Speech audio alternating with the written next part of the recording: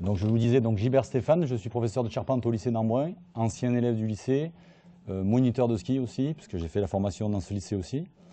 Moi, je voudrais, au lieu de parler de mes formations, je voudrais quand même parler d'une chose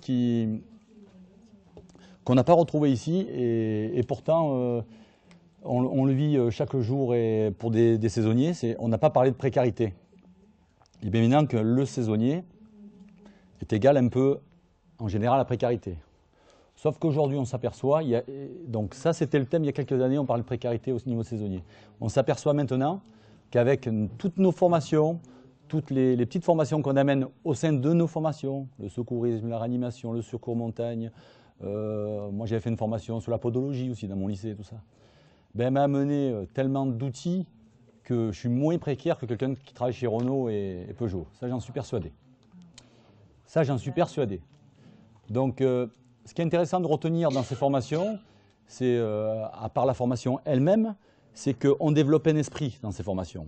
Un esprit de dire, ok, je vais faire moniteur de ski, je vais être charpentier, mais à côté de ça, je ne vais pas m'arrêter là, je vais faire d'autres petites formations qui vont m'amener un jour peut-être. Moi, j'ai travaillé dans un magasin de sport, j'ai travaillé dans une entreprise de charpente, et je voudrais apporter un petit témoignage. Hier, j'étais à Forum des métiers à Barcelonnette. Et on m'a dit une chose qui est très vraie, c'est qu'un directeur de remontée mécanique m'a dit que je voulais embaucher un perchman.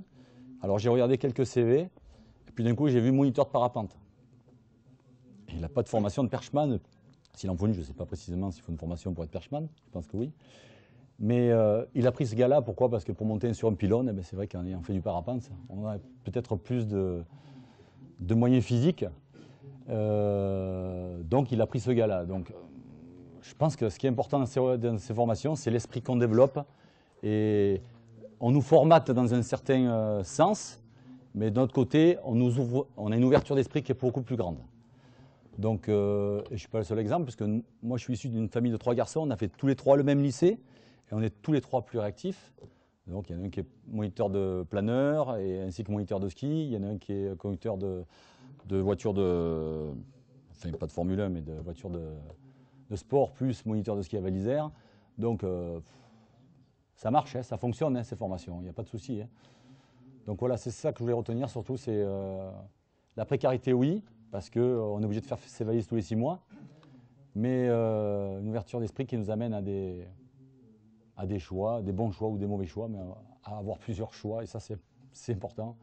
Parce que moi, j'ai mon père qui travaillait à l'usine, qui a travaillé à l'usine 41 ans, et moi, je ne voyais surtout pas faire la même chose que lui.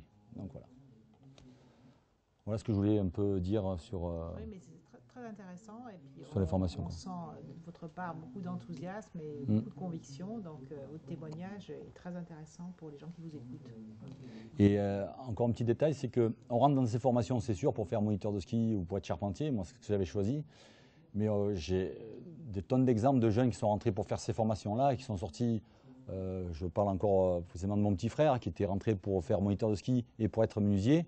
Il est instructeur planeur parce qu'il y avait un prof, et ça, voilà, je vais insister sur ça, il y avait un prof qui à un moment donné était passionné par le modélisme et qui pendant 3 ans a pris son aile en faisant du modélisme, et c'est grâce à ça qu'il a trouvé son job.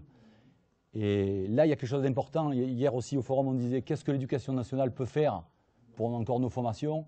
Et il y a un truc, je suis sûr et certain qu'elle peut faire quelque chose, c'est sur ces postes à profil. Il faut que ces formations des profs à postes à profil, parce que quand je faisais de l'anglais, moi, avec mon prof au lycée Embrun, je faisais de l'anglais sur les skis. Et ça, c'est l'investissement des profs. Et ça, c'est à mon avis le plus important.